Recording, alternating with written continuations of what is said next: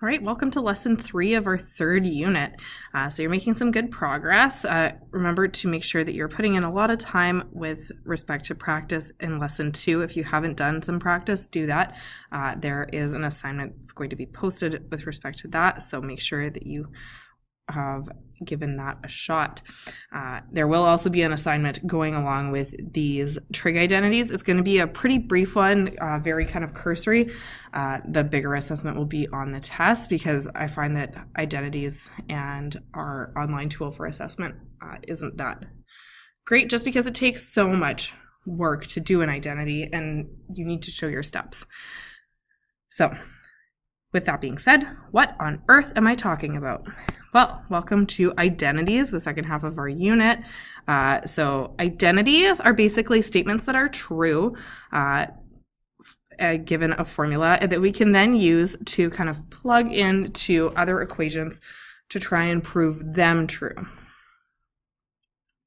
So that's what we see here. A trigonometric identity is a statement that relates trigonometric ratios and is true for all values. And that's the key thing.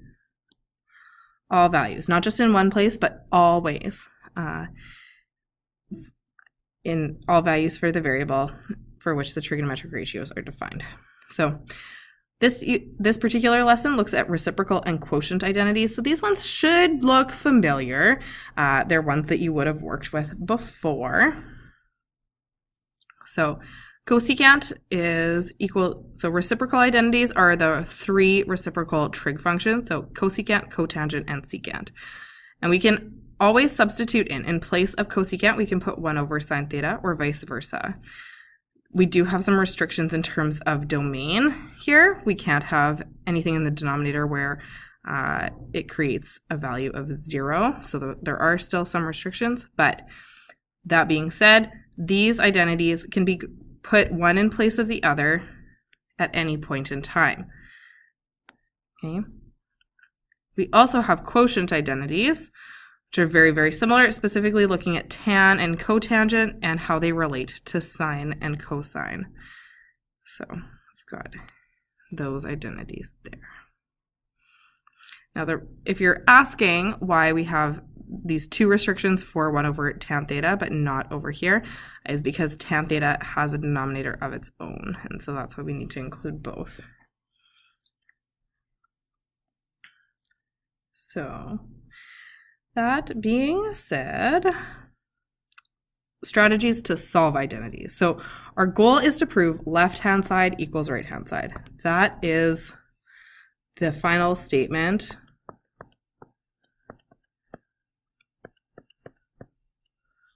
that we are looking for. Okay, we're wanting to prove that whatever's on the left of our equal side is going to be equal to what's on the right-hand side. So strategies for solving: keep the left-hand side and the right-hand side separate. Okay, we have to do this. We can only work with one side at a time. We can't be moving things onto different sides of the equal sign. So that's a different kind of concept than what we were working with in lessons 1 and 2. Work on the side which is more expanded or complicated, because it's easier to try and simplify things than it is to try and expand and make something more complicated. In math, up to this point, your goal in pretty much everything you've ever done has been to simplify, simplify, simplify. So it would be counterintuitive to ask you to expand or complicate things now.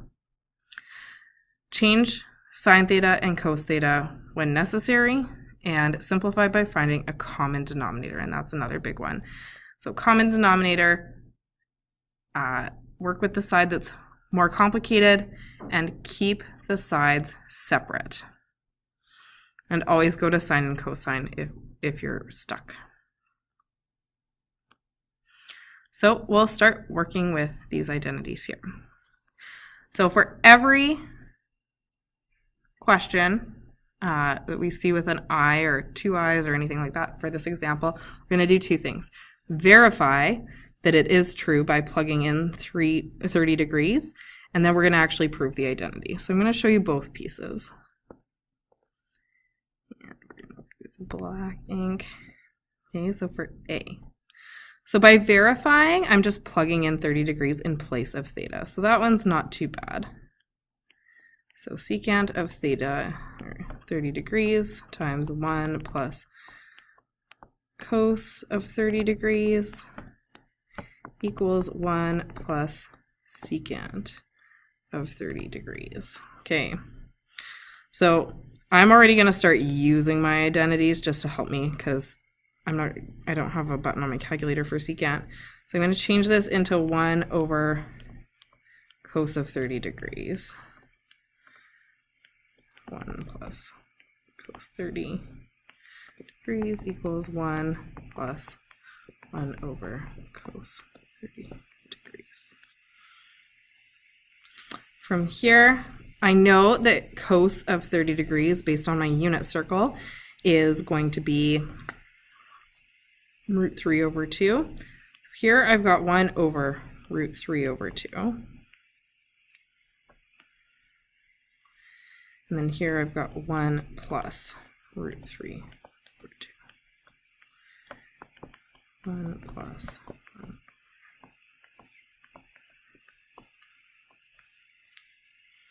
Okay, and again, this is a place where we have some common mistakes. Cos of any angle equals this exact value. It does not equal cos of this exact value. So that's a common mistake that we see. So just be conscious of that when you are working with a specific angle within a trig function and you're using the unit circle to find an exact value. You just write the exact value because that is literally what it equals to. That's what the calculator would output.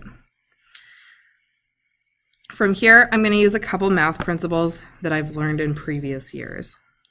And this is why this unit can be a little tricky because we use a lot of different arithmetic principles. So when I have a fraction in the denominator,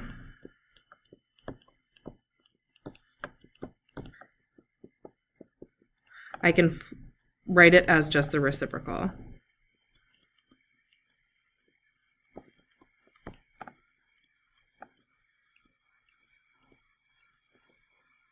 Which is just the flipped version. Okay, I'm also, because I'm adding with whole numbers, to add with fractions, that means I need a common denominator. So I see both of these things here. Maybe I'll do this one in green. So that being said, we're going to have 2 over root 3 in both of these locations.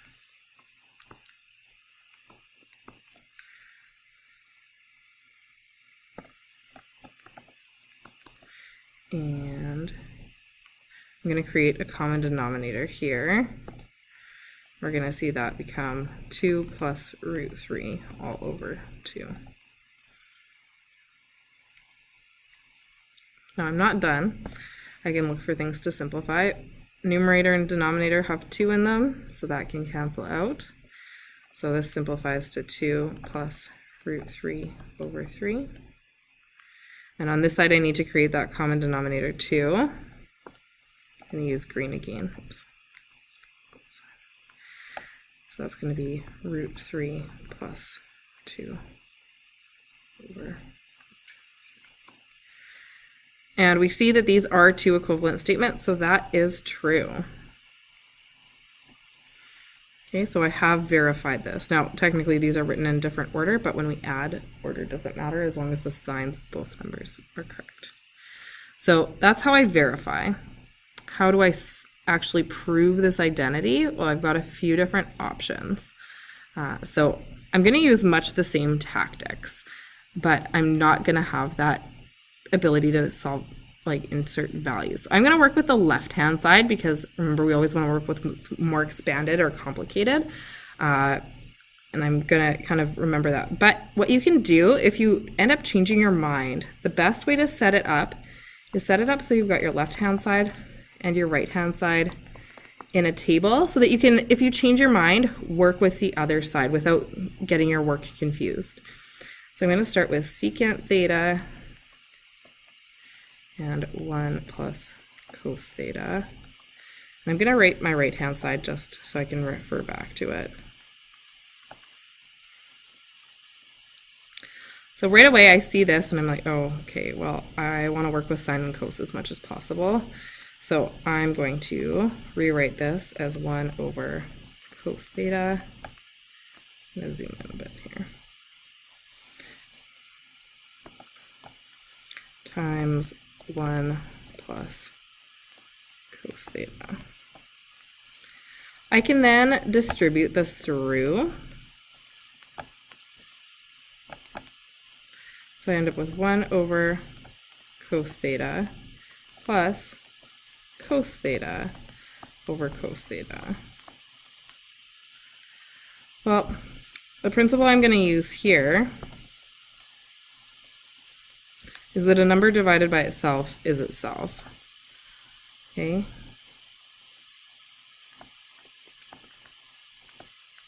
So even though we don't know what the variable is, we can still assume it's 1. So I will rewrite this as 1 over cos theta plus 1. But I know that I'm trying to get back to secant. Well, 1 over cos theta is secant. So I'm going to rewrite it, flipping back to that original secant model. And so at the end, I can say, therefore, left-hand side equals right-hand side, because this value here is the same as what I have on the right-hand side. So I was able to manipulate my left-hand side to make it look exactly the same as the right-hand side. And that's proving your identity. Okay, so you're going to verify and then prove this equation. If you want to pause the video, especially just for this verification part, that's not a bad idea. I'm going to pause my video making, so all of a sudden the solution is going to pop up here. So you should try it on your own. And again, we're always subbing in, remembering that for A, theta equals 30 degrees. All right, so I've done this quickly. So tan theta, I know tan of 30, is root 3 over 3, or it can also be, just as a note, root 3 over 3, or it is 1 over root 3. Okay, so you can use both, and I kind of end up doing that exact thing. So I recognize tan 30 is root 3 over 3, so I put that in here. I prefer not to work with radicals in my denominator, so that's why I opt for this option. And then I know that cotangent is the inverse of tangent, so I know that by inverse, I mean I can flip my fraction, and so that's how I end up with these values getting put in for cotan of 30 degrees. Okay, so I didn't show the step where I acknowledge that cotangent of 30 degrees equals 1 over tan of 30 degrees. I just kind of did it. Okay, if you need to show that step, go ahead. If you take more steps than I do, I'll try and do a few where I show every single step, but then I might start simplifying and skipping little things as I go. So just as a heads up. From there, I know I need the same rule as previously. I need a common denominator to be able to combine fractions with whole numbers. So I put it as 3 over 3 minus root 3. That's where this comes from. Here, if I'm dividing by a fraction, again, using that same principle as above, I can multiply by the reciprocal. So I flip that fraction and multiply. Root 3 times root 3 is 3, and root 1 times root 3 is root 3. Why does this become root 3 if it was originally 3 root 3? I recognize that this is pretty ugly to work with, but the reciprocal of 1 over root 3 is not so ugly to work with, so I opted for that one in that particular case. So that's kind of how that all worked. And that's how I proved that left-hand side equals right-hand side at that specific value of theta. So B, again, is actually proving my identity. So I'm going to set up in that table again.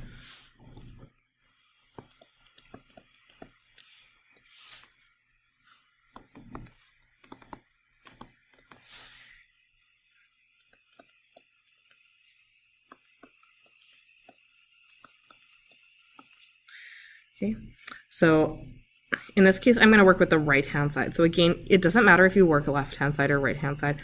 I'm always going to work from expanded to trying to simplify, so that's why I've chosen the right-hand side here.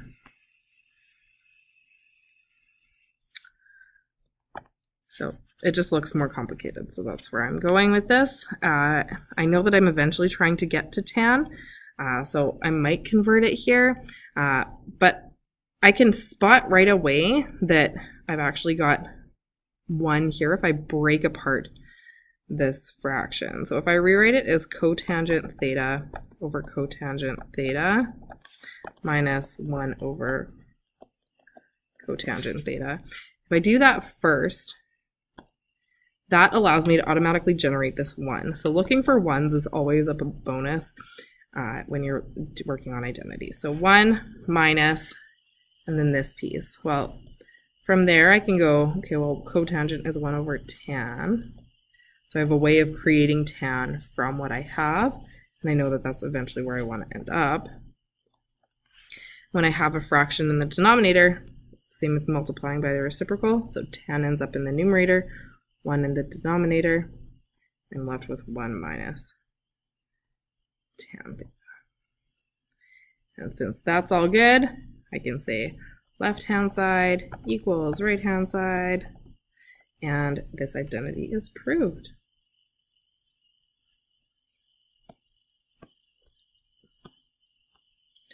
Okay, so example 2, determine the non-permissible values of theta and prove the identity.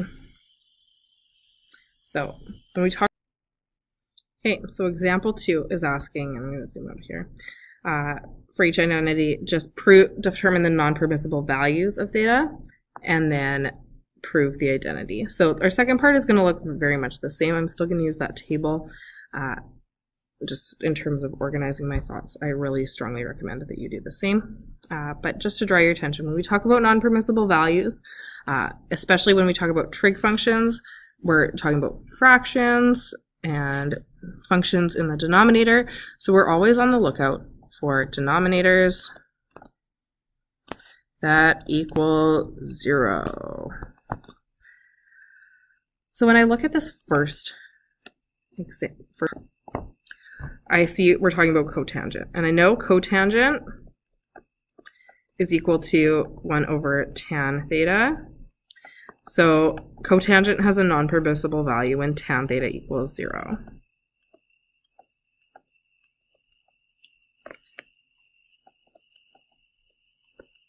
Okay, well that happens when cos, because it's always sine divided by cos, is equal to tangent.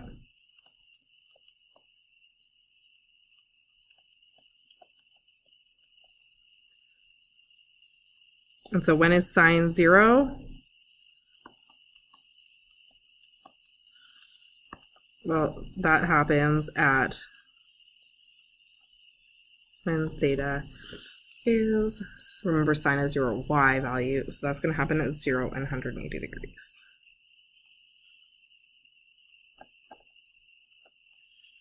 And 360. Okay. Furthermore, we also need to keep in mind that when tan gets converted to this, we have cosine in the denominator, and so we get a problem with cos theta also can't be 0. And so that happens when our x value is 0, so that's at 90 degrees and 270. So these are all non-permissible values for cotangent. We're not even done yet, because we also need to look at cosecant. Cosecant can't equal 0. Well, that's the same as 1 over sine equals 0. Can't be 0, which means that we're looking for non-permissible values for this fraction. So again, sine theta equals 0. Luckily, we've already dealt with that. Cosine, luckily, as we know from its graph, doesn't have any non-permissible values. It keeps going like this forever. Okay, there's no restrictions in the domain, which means we don't need to worry about that right-hand side. But all of these right here are non-permissible values.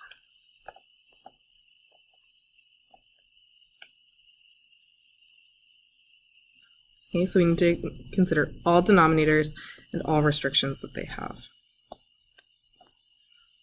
Then we're actually going to solve this identity, or prove this identity. So again, going back to left-hand side, to right-hand side.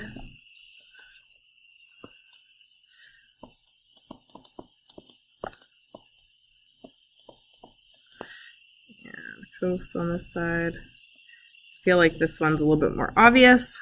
You always choose the more complicated or expanded form to try and simplify. In this case, we're going to be working on the left-hand side. So I'm going to start using those reciprocal and quotient identities. I'm going to use my quotient identity here because I want cosine to somehow show up. I'm going to turn cotangent into cos theta divided by sine theta. That's going to go in my numerator. Divided by cosecant theta. Well, again, I want to go to sine and cos as much as possible. And cosecant is 1 over sine theta. Okay, so that's the first step. My second step is then recognizing that if I'm dividing by a fraction, I multiply by the reciprocal. So it's the same as writing cos theta over sine theta. Again, my numerator staying the same. But I'm going to multiply by the reciprocal, which is sine theta divided by 1. When I do that, I've got sine in the numerator and the denominator, so they cancel out to be 1. So it just leaves me with cos divided by 1, or just cosine theta. That's my ultimate goal. That's where I was trying to get to on my right-hand side. So I can state that my left-hand side equals my right-hand side. And I have proved this identity. Okay. Now, these come with practice and just familiarity.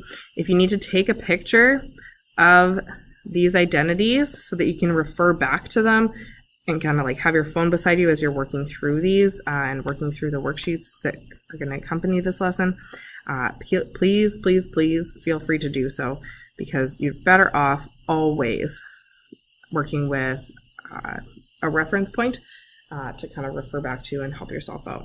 All of these formulas are on our formula sheet as well. So again, if you go back, way back into general info, you should be able to access our formula sheet for this course. And you will see all of these identities. So our first lesson is the only lesson that you're responsible for knowing them. Every other lesson after, technically lesson 3, our first lesson on identities, you're responsible for, but every lesson after that, you're going to always be given all of the equations that you might possibly need. So just a quick FYI on that one. So if you want to pause the video and try to identify your non-permissible values, do that, and then also try to prove this identity. I'm going to pause the video for the determining the non-permissible values, but I will walk you through how I prove the identity. Okay, so for non-permissible values, I can't have secant or cosecant of theta equals 0, because then that would create a problem with secant in and of itself, and so that is not allowed to happen. Furthermore, because it's in the denominator as a 1 plus secant theta, I can't have that whole denominator equal 0, which means that secant can't be equal to -1, so forth, and I get theta can't be equal to 180. So those are my solutions. You can also write these as general solutions, in which case I would write, because we're not given a restricted domain, so theta cannot be, let's say, 90 degrees plus 180 degrees times k, where k is an element of the integers.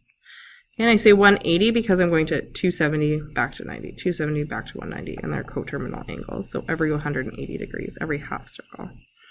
I would also say that it can't be 180 degrees plus 360 degrees times k, where k is an element of the integers for this, and I would go full circles for this one because I'm not landing on 0. Okay, so general solutions are a good option for listing non-permissible values if you're not given a restricted domain. Then I'm actually going to prove this. So B, left-hand side, right-hand side. Again, if you want to pause to try and do this yourself, you're more than welcome to.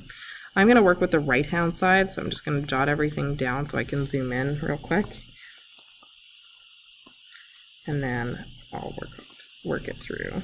So you're welcome to stay with me or try on your own. So on the right-hand side, the first thing I'm going to do is deal with this secant. So I've got 1 plus cos theta divided by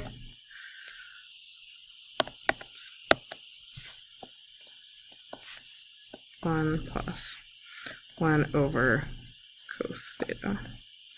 From here, I need to kind of try and simplify that denominator because eventually my goal is to not have a denominator, which is what I see on the left.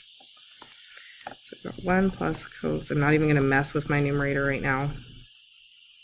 Got cos theta plus 1 all over cos theta.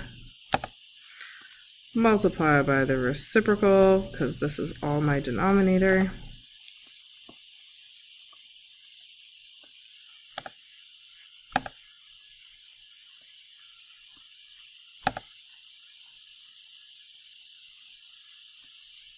Now here I'm going to recognize that this piece and this piece actually are the same, just in different order, which means I'm multiplying and dividing by the same thing, which equals to 1, or cancels out, leaving me with just cos theta, which is what I wanted on the left-hand side. Based on that, I am done my proof, and I have proved it right.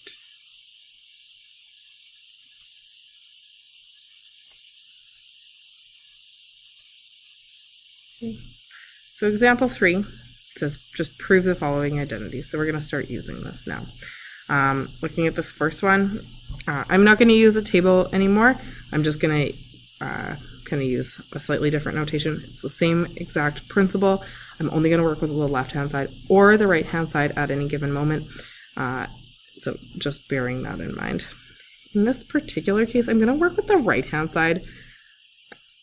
No, I'm going to work with the left-hand side. And again, you might run into situations like this. You're like, oh, I don't know which one to do. Go with your gut would be my best recommendation. Again, this looks more complicated. There's just more stuff to work with. So that's why I'm going to work with the left-hand side. So the first thing I'm actually going to do here is I'm going to FOIL things out and see if I can come up with anything here. Okay, so first thing I'm going to do is 1 times 1 is 1, 1 times negative sine theta, positive sine theta, and sine times minus sine squared theta. Okay, this middle stuff goes away and I'm left with 1 minus sine squared theta. Okay, great. Well, does that really help me? It doesn't create a denominator, but maybe, and I'm trying to get cosine to show up somehow. So I'm going to actually create this denominator, is what I'm going to do. What does that look like? Well, it means it's secant squared theta over secant squared theta goes in place of 1. Minus sine squared theta is just going to kind of hang out in here, and I'm going to put secant squared theta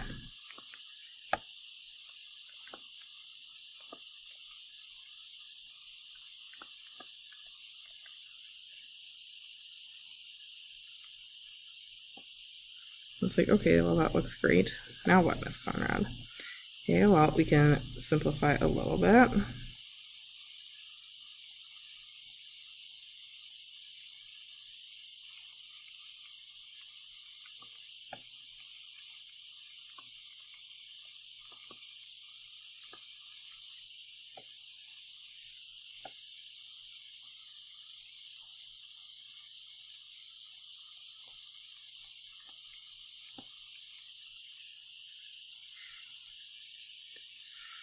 Okay, so now I'm needing to get rid, like somehow turn this numerator into a 1. I'm like, how on earth am I going to do that? Good question. And you might get stuck on this one, and that's totally fine. I'm going to look at maybe trying to turn this into like cosine or something like that.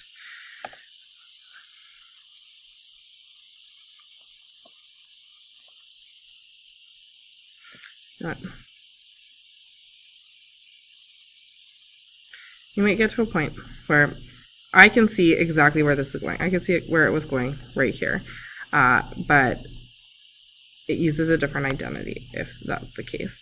So I'm getting like really complex stuff, and I'm like making things kind of worse for myself. It's kind of how it feels there. So I'm maybe gonna hit pause on my left-hand side, and I'm totally allowed to do that. I'm allowed to go work on my right-hand side.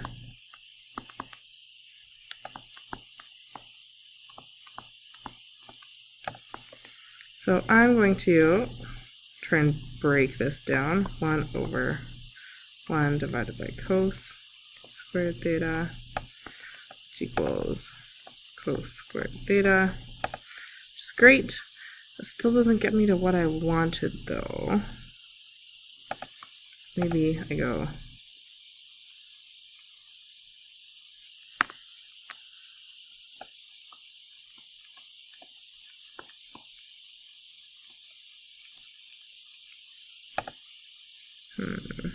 I'm still not seeing it.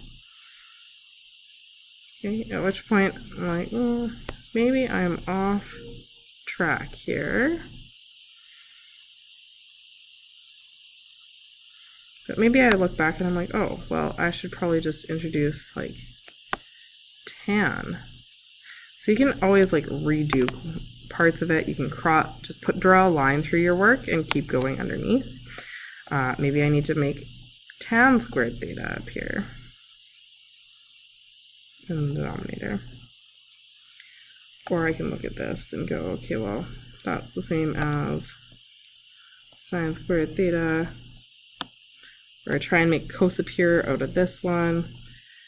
There's a bunch of different options you have. What I'm going to do at this point is I'm going to hit pause on this particular one, because right here, this statement actually is true if we know our Pythagorean identities.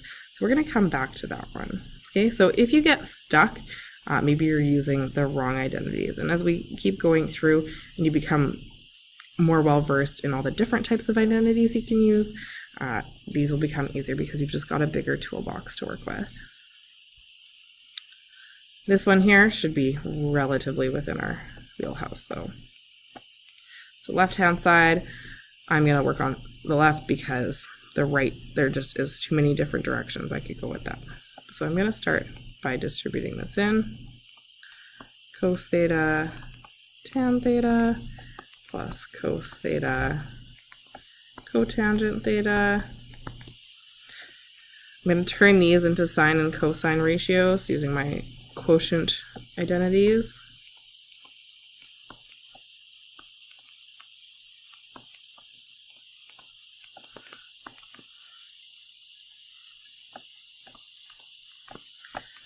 And then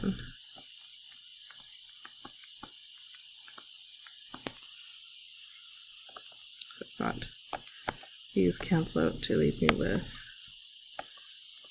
sine theta plus cos squared theta over sine theta. Okay, but again, I need common denominators to add fractions. So I get sine squared theta plus cos squared theta over sine squared theta. And I'm like, okay, well that again like doesn't super duper help me. This is where, oh, not sine squared. Sine squared theta is in the numerator, but not the denominator, just regular sine theta.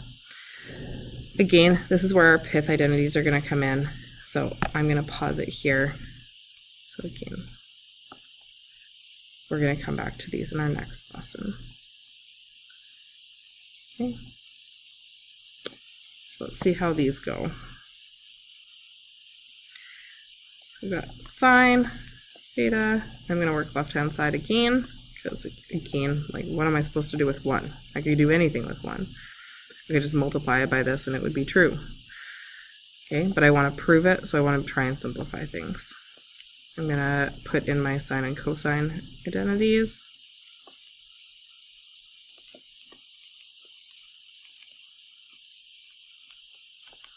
You know, I'm going to get the exact same problem that I've been having in the other ones. These are all Pythagorean identities in the end.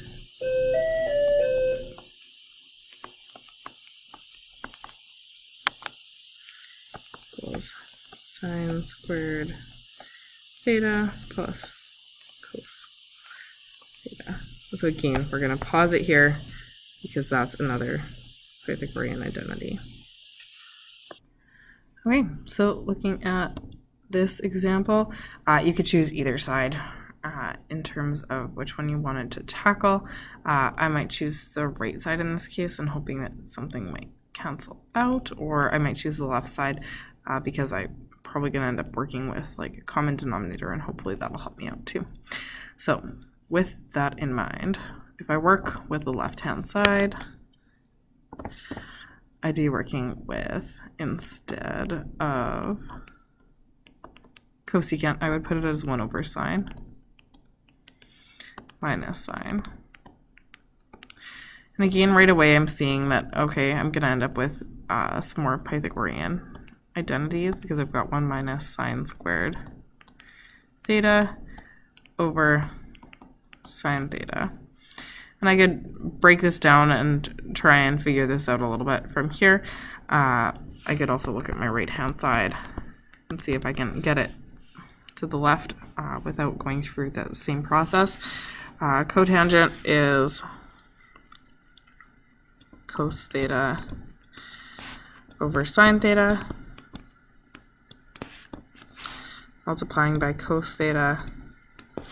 And again, I'm seeing that I'm going to end up with that Pythagorean identity also here, because I've got cos squared theta over sine theta.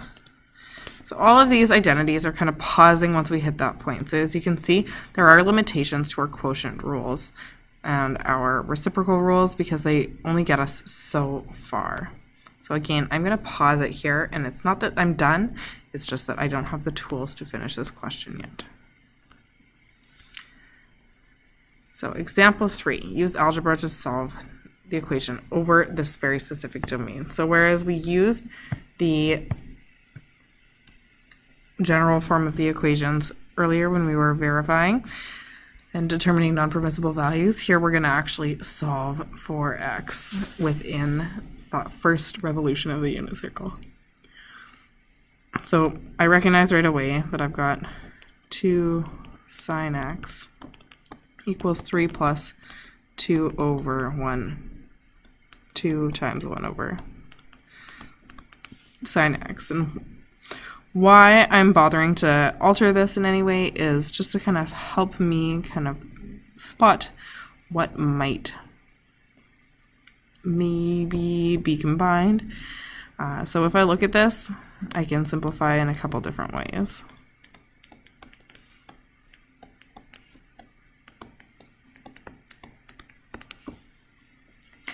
I could then also create a common denominator on this side.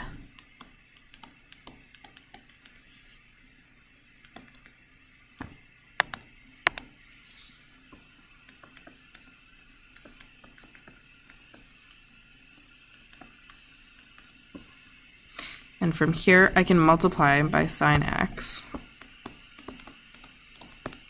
on both sides to get it out of the denominator. And that's the beauty of working with equations as opposed to trying to prove identities, is that I can work both sides at the same time and move things around. So now I've got 2 sine squared x equals 3 sine x plus 2. If I move everything onto the left,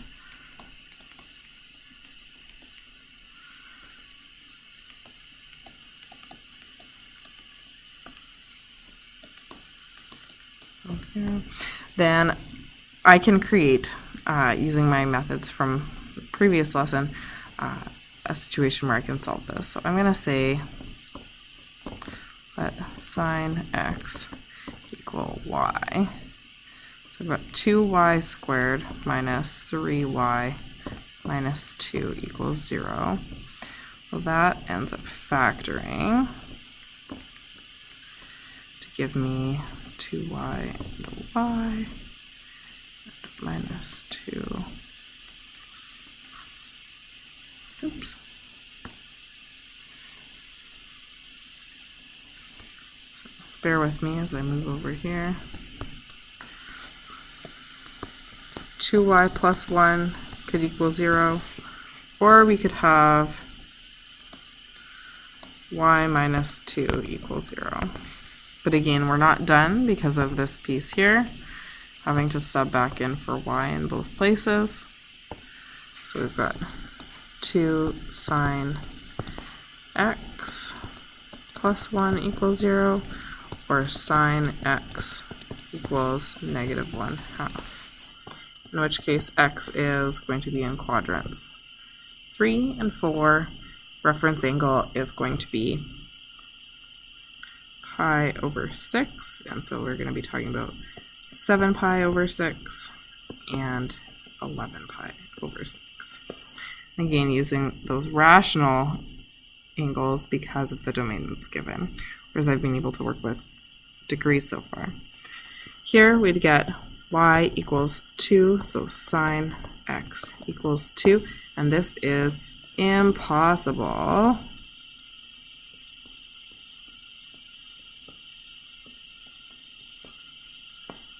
we know that because of our sine graph. It has a maximum of 1. Oops.